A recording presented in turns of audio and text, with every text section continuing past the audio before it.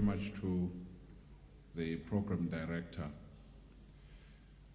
a friend and a colleague and a comrade, a fellow sinner, a fellow journey traveler as well, our program director, Sheikh Walid El-Sadi. Thank you very much, Baba. We would say in the religion that I'm familiar with, in our greeting, peace be upon you. And I think also it would be prudent to greet you in the Islamic greeting of peace. Assalamu alaikum. I saw a friend and colleague, Rabbi Hilal Avidan, and the madam, that the two of them are married as husband and wife. We recognize their presence here. I also would like to greet my fellow clergy from different parts of the city. I saw leadership from the Ecumenical Council of Umlazi, which is an ecumenical organization of religious leaders in the south of eThekwini. I also would like to recognize the presence of Ubaba Umfundisi Mpanza, the leader of the new Nazareth Baptist Church in the city, and those who are part of his entourage. I also saw a few friends from the University of KwaZulu-Natal, someone that I studied with there and that I taught with at that university, and left them there for reasons that were more ideological than personal. I saw him there, and together with him, Advocate Smanga Stene, also a friend and a former head of ministry in the economic development, tourism and environmental affairs department in the province. I would like to greet business leaders. I would like to greet fellow religious leaders. If Inkosi are here or Izinduna are here, we recognize you. And I would like especially to greet our international guests. And for them to understand two things that I'll speak on, and then I'll sit down. You leave politics to the politicians. I'm a clergyman. We would like to say greetings to and warm welcome to the Secretary General of the Rabita Muslim World League, former Minister of Justice, His Excellency Dr. Mohammed bin Abdul Karim Alissa. I hope I said that well. If I said that well, then I'll be maybe a student of Arabic in the next few years. We appreciate your presence. We value it and we deeply appreciate it. And also the Secretary General of the International Islamic Relief Organization of Saudi Arabia, Sheikh Hassam Dar Wes. And if I said that well, then I'll be another student of Arabic in the next few years. I'm passing the examination. Thank you very much. I'd like to respect especially our Deputy Mayor in the city of eThekwini, Umama Ofozia Pierre, who's been a councillor for a long time and a member of EXCO within this city, one of our women leaders of very important leadership caliber. And besides the fact that she is also one of us in terms of her religion, very distinguished political career in civic leadership. And we would like to say we appreciate it, Ma, that you came to be with us in this very important occasion. I bring greetings from the head of government of this province of KwaZulu-Natal, Honorable Premier T.W. Mthethwa.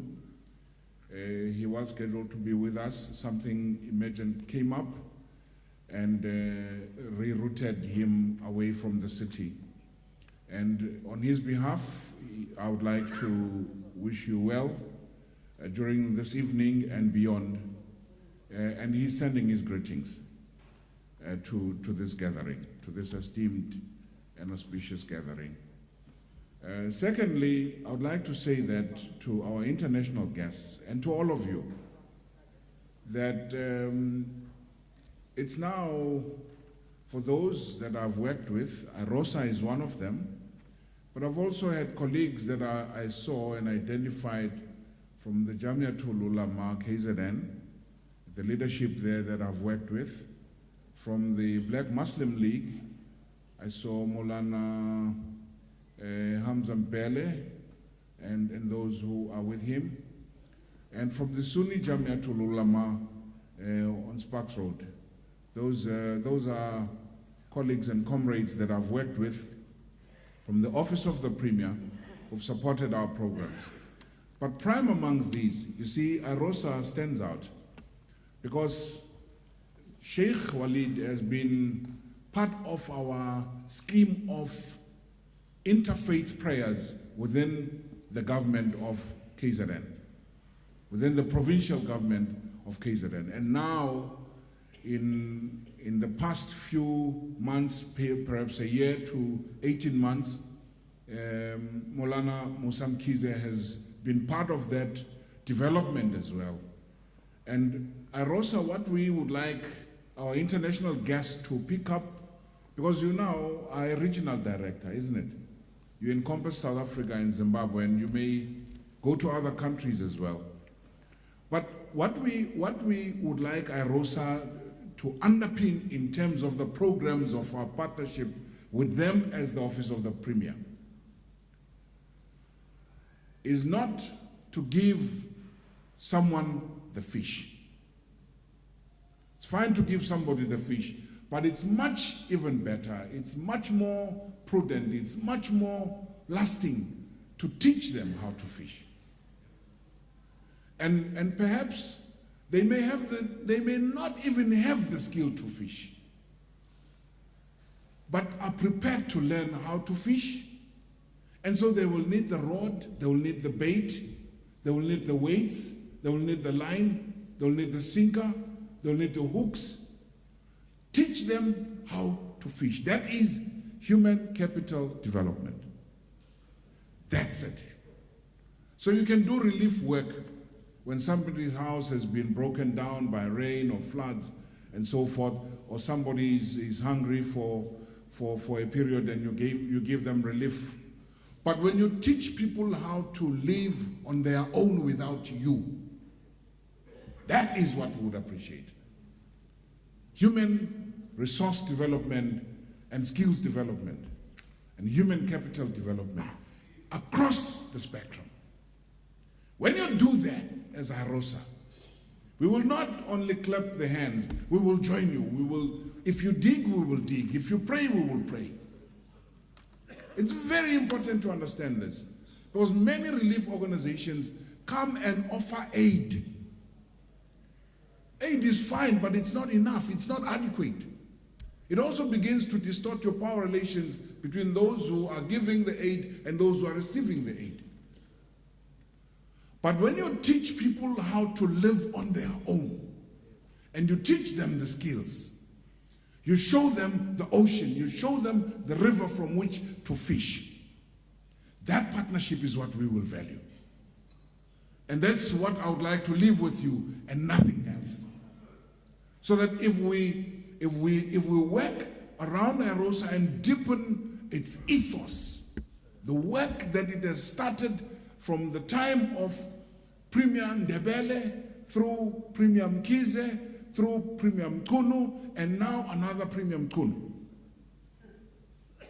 If you do that, if our people begin to understand the independence that comes with their dignity, then we'll be fine with that.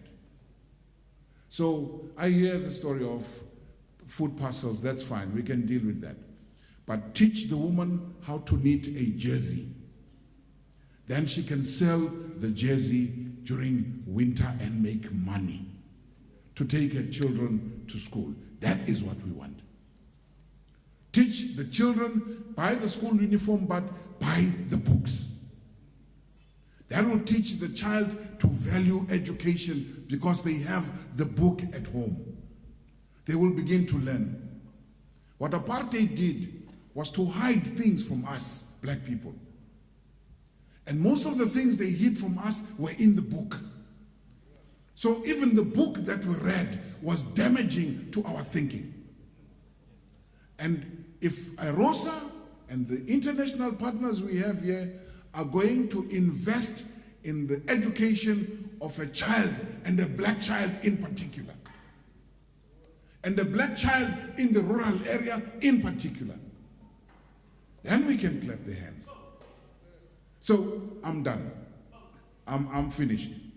But I really appreciate the opportunity that we had from the sheikhs that are here, from the Molanas that are here, people that I work with in my line of work know that I'm a student of religions.